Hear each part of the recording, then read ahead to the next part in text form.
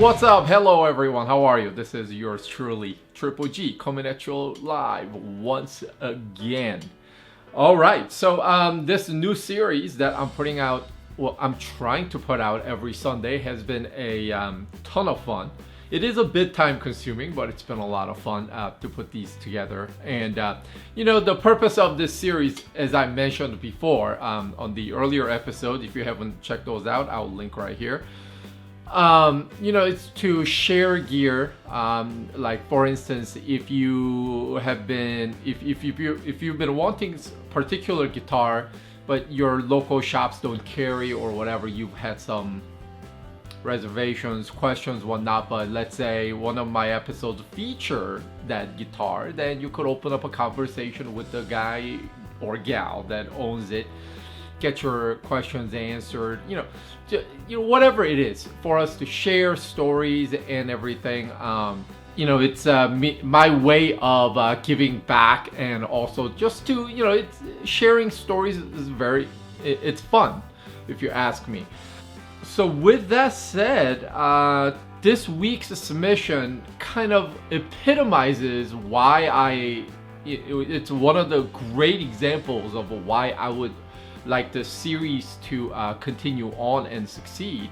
And I really hope the series will evolve and go to like a different stage. And if I get enough views, maybe I could attract sponsor companies that would sponsor some sort of a giveaway for us that I could share with you guys and everything else. Those are the great aspirations. We're still in the early stage. The format is not finalized. I hope again, just improve, and as we go on, improve and make things better as we go. That's the overall goal. This week's submission, like I said, comes from it epitomizes my purpose for this series. So the submission comes from Eric. Eric was kind enough to share with me not only his exceptional collection of gear, but kind of sort of a background, the story of about him. So last year, Eric lost his mother, then he lost his dog, then he had a fight. He had to fight Bell's palsy, and his house was flooded on his birthday.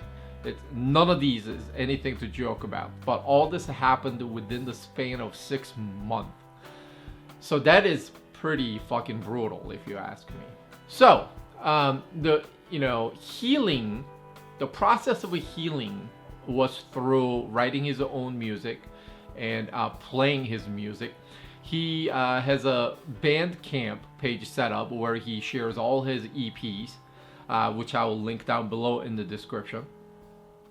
And any donations that he gets, he turns it right back around, sends it to Little Kids Rock or Make-A-Wish Foundation, which again is a great purpose. So not only I get to share with you guys some epic collection of gear that somebody owns. I get to also share with you, short story of a individual that not only has this, shares the same interest that you and I have, but also have a great purpose in life, and things of that nature. I mean, I admire Eric so much. I had to put this episode together. So coincidentally, he also owns a couple pieces of gear that I also own. So great taste. Anyhow, so let's go take a look. All right, the first up is a absolutely sweet looking Carvin 220.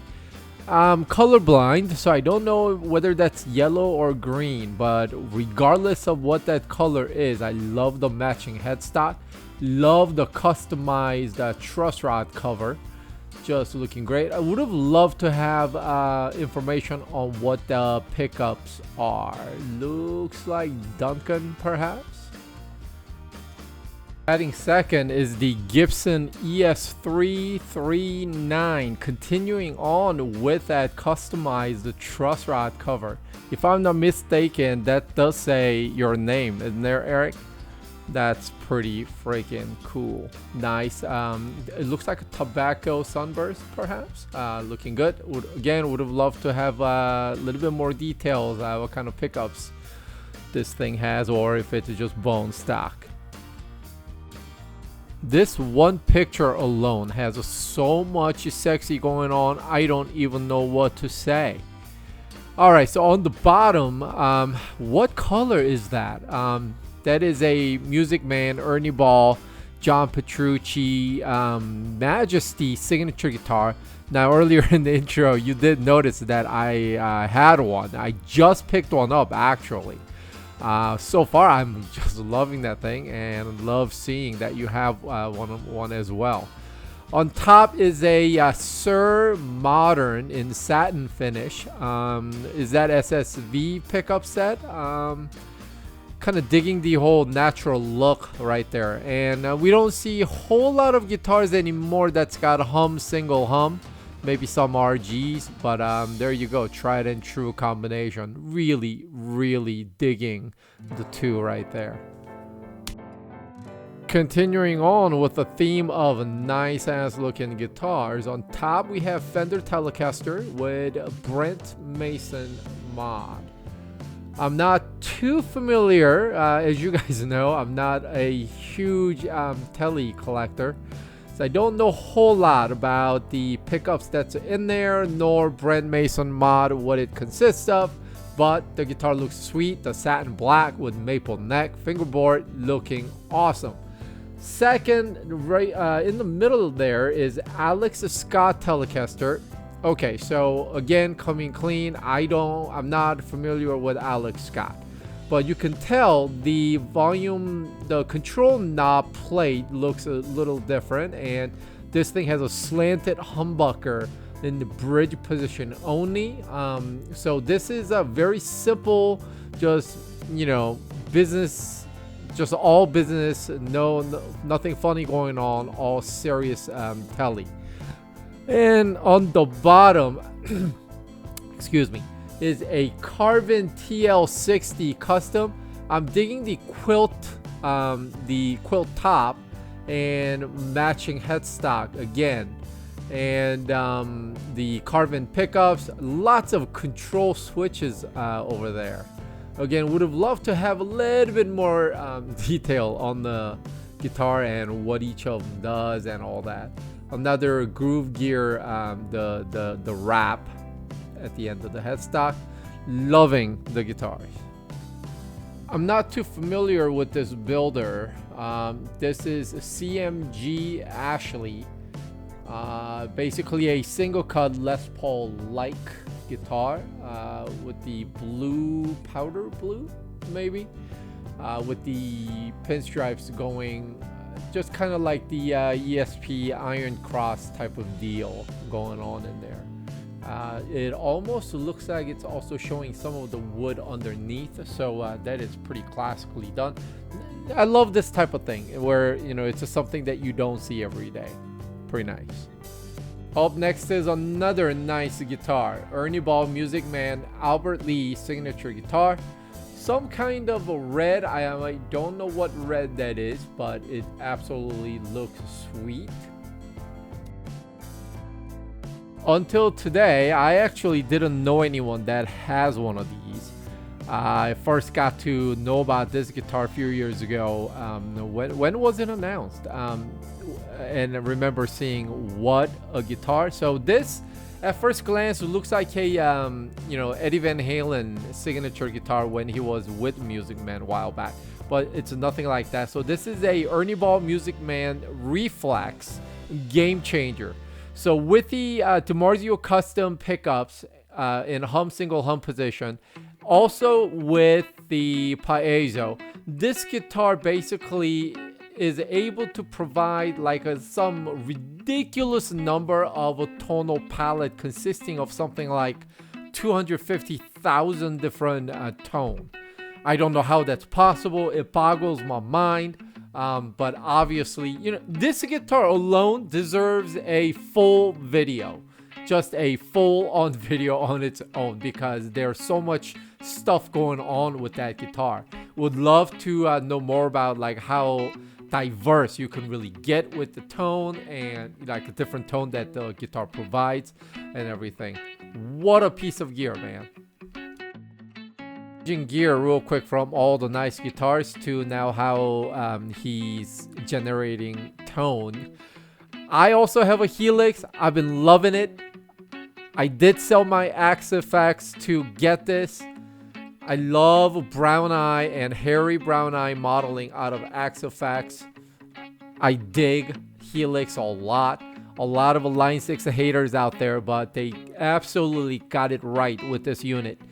And I love the fact that you have one of these, and also have a Kemper. So this guy has two of the nicest modeling things available to guitar players right now. And though, you know, I'm a member at a Facebook group for Line 6 Helix, and there's every day, not a day goes by without someone comparing or someone making, you know, A and B comparison between, hey, is a Kemper better, is Axe-Fx better, or is a Helix better, and all that conversations going on. Love the fact that you have both of these.